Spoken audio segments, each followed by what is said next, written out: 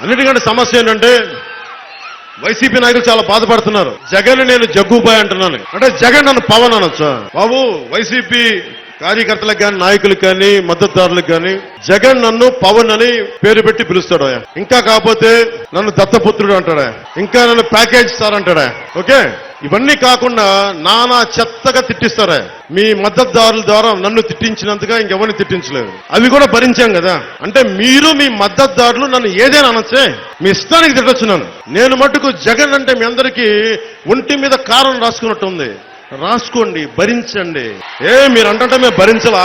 భరించండి. జగన్ ఇంతమంది ఆడపడుచులు, ఇంతమంది ఆడబిడ్డలు ఉన్నారు. మర్యాద రాదా జగన్ కి? భార్య, సతీమణి, సహధర్మచారిణి అలాంటి పదాలు తెలియవు కదా. శివశివాని స్కూల్లో పేపర్లు ఎత్తుకొచ్చేసిన వాడికి చదువు విలువ ఏం తెలుస్తుంది. అందుకని నీకు చదువు విలువ తెలియదు కాబట్టి పెళ్ళాం అంటారు. ఏదో బొడ్డు కోసి పేరు పెట్టినట్టుగా.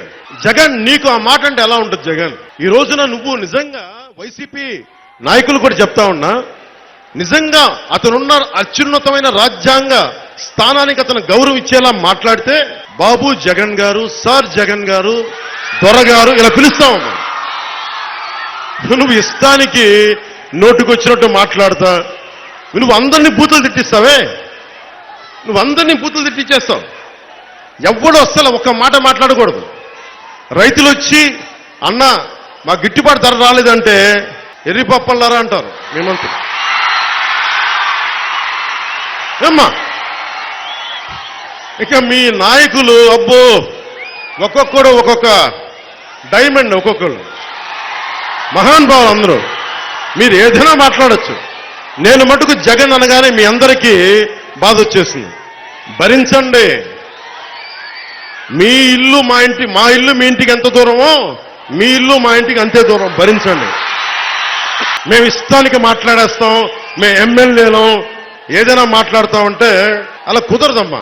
మీరు రాజ్యాంగాన్ని గౌరవిస్తే నేను రాజ్యాంగాన్ని గౌరవిస్తా. మీరు మమ్మల్ని బానిసలుగా చూస్తే మేము నీకెందుకు గౌరవిస్తాం?